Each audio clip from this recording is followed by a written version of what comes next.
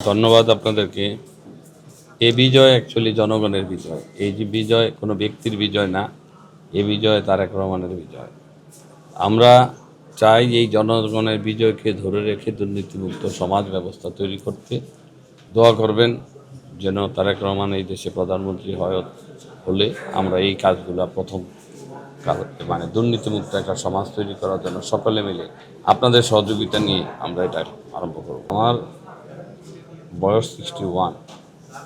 আমার এই 61 জীবনে এত সুন্দর একটা ভোট আমি দেখিনি। প্রশাসন যদি চায়, যদি মানে নিরপেক্ষ ভূমিকা পালন করে, এইবারের এই আজকে যে নির্বাচন হলো সেই নির্বাচনের মতো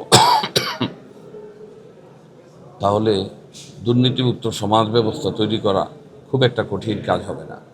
আমি চাঁদপুরের রিটার্নিং অফিসার থেকে আরম্ভ করে সকলকে যারা এই সাথে জড়িত ছিল সবাইকে আমি ধন্যবাদ জানাচ্ছি যে অক্লান্ত পরিশ্রম করে এত সুন্দর একটি নির্বাচন করেছে। সাথে সাথে প্রফেসর ইউনূস সাহেবকেও আমি ধন্যবাদ জানাই যে তার একটি চাহিদা ছিল যে একটি সুন্দর ইলেকশন করে এই একটা রাজনৈতিক দলের কাছে যে ক্ষমতা হস্তান্তর করবে, সেটার জন্য তাকে ধন্যবাদ জানাই। নেতাকর্মীদের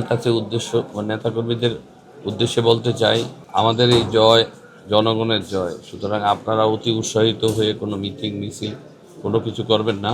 সবাই মিলে কাজ করব, একসাথে এই জনগণের জন্য কাজ করব।